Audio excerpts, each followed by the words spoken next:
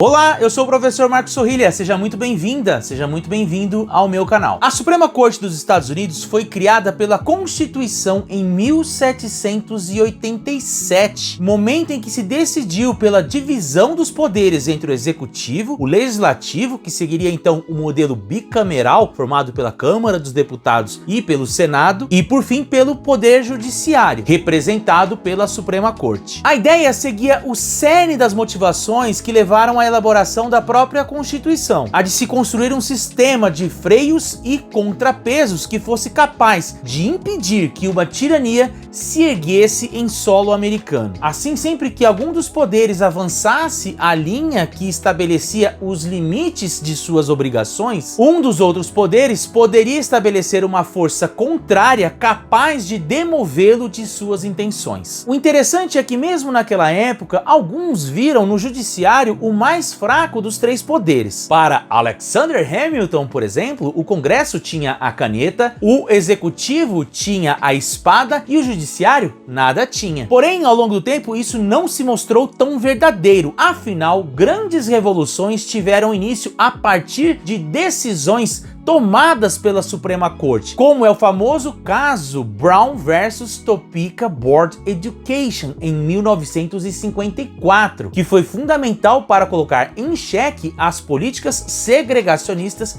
que existiam naquela época. Naquele caso, o entendimento gerado pela Suprema Corte deu forças legais para que o Executivo fizesse uso do Exército para garantir que direitos fundamentais de afro-americanos fossem assegurados em estados do Sul. Ou seja, enquanto guardião da Constituição, o Supremo tem o poder de julgar as leis inconstitucionais, freando assim abusos e vícios de interesses vindos do Legislativo, ou obrigar o presidente a cumprir determinada lei, ou então para que ele suspenda determinadas ações que coloquem em risco a própria Constituição. Por isso é interessante para os presidentes que os juízes da Suprema Corte tenham certa afinidade ideológica com eles. E neste caso é importante lembrar que, segundo a Constituição dos Estados Unidos, os juízes que compõem a Suprema Corte devem ser indicados pelo presidente, tendo seu nome aprovado pelo Senado. Porém, para que os juízes não ficassem reféns dos presidentes responsáveis por suas indicações e tivessem mais autonomia em suas decisões, a Constituição optou pela vitalicidade do cargo. Por isso, depois de verem seus nomes confirmados, os juízes somente abandonam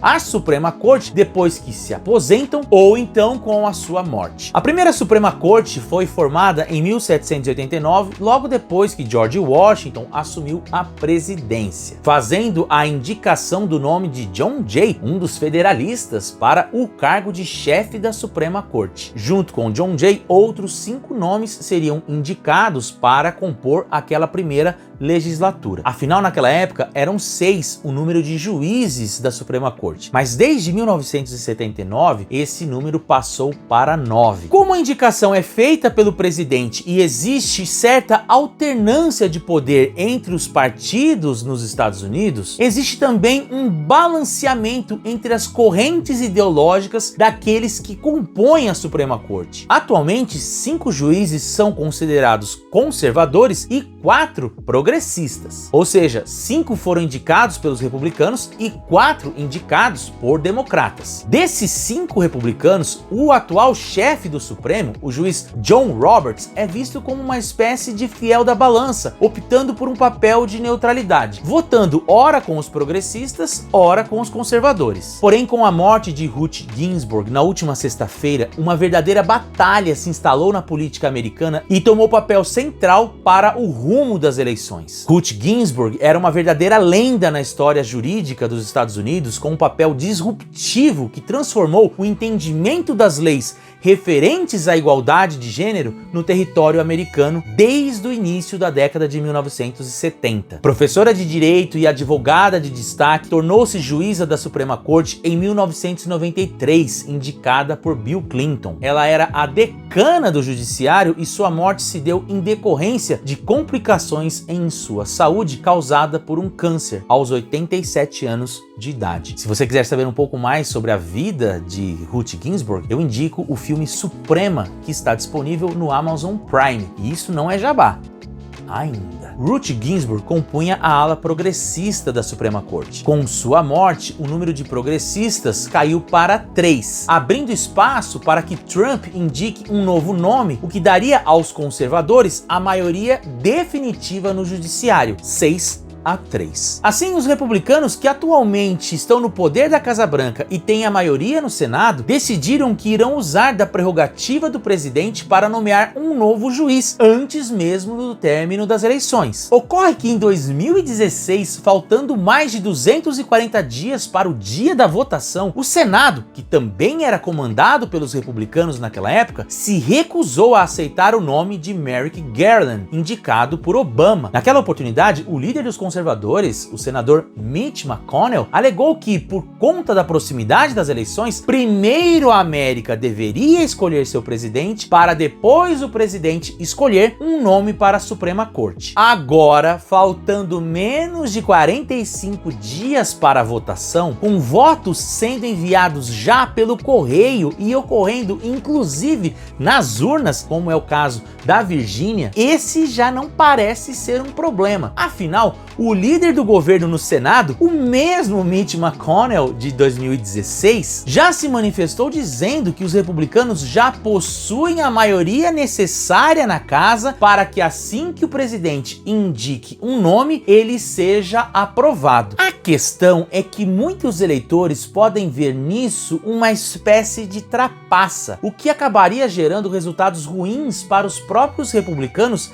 ainda nesta eleição. Por conta disso, alguns dos senadores do partido e que disputam a reeleição em estados com predominância democrata, como é o caso da Susan Collins, senadora pelo Maine, já disseram que são contrários à nomeação neste momento. Para os republicanos, essa é uma grande oportunidade, no caso de perderem a Casa Branca ou então perderem o controle do Congresso, garantindo uma maioria conservadora no judiciário por um bom tempo. É claro que os democratas lutam contra isso, denunciando a hipocrisia dos adversários em comparação com o que aconteceu em 2016 e trazendo à tona o último pedido de Ruth Ginsburg feito antes de sua morte, no qual ela solicitou que o nome de seu substituto fosse feito apenas pelo próximo presidente eleito em novembro. Trump, ligeiro como sempre, já afirmou que acha que esse pedido foi inventado por outra pessoa porque soa muito conveniente para os democratas. Porém, o fato é que algumas pesquisas apontam para uma vontade do eleitor de que o pedido seja respeitado. Mais da metade dos entrevistados pensa assim. E mais,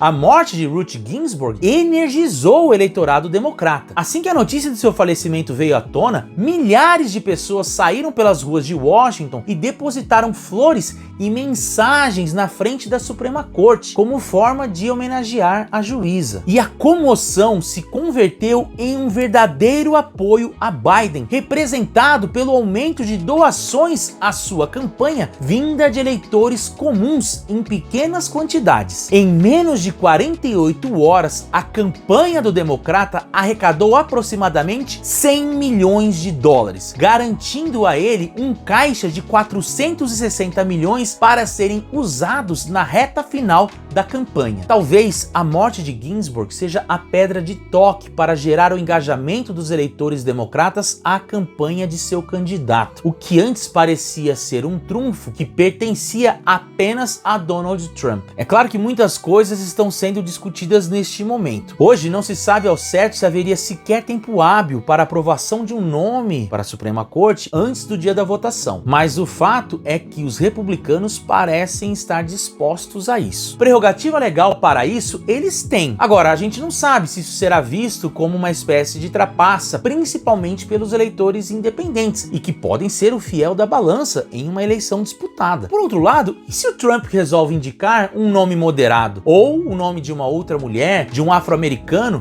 que impacto isso teria sobre sua imagem? Estaria ele abrindo uma espécie de diálogo com os eleitores moderados? E se não? E se ele vier a indicar alguém declaradamente conservador? Teríamos aí uma maioria evidente conservadora? Com isso, o Supremo seria uma força de direita capaz de barrar os projetos democratas caso eles vençam as eleições do Congresso ou da Casa Branca? Percebem como uma peça inesperada muda o cenário rapidamente de uma eleição e deixa tudo ainda mais em aberto? E é por isso, para não perderem nada no desenvolvimento dessa história e terem mais detalhes a respeito da reta final da campanha, você já sabe, se inscreva no canal e me sigam lá no Instagram. Toda sexta-feira, às 6 horas da tarde, eu faço um resumão com o que de melhor aconteceu nas eleições americanas. E por hoje é isso, até o próximo vídeo.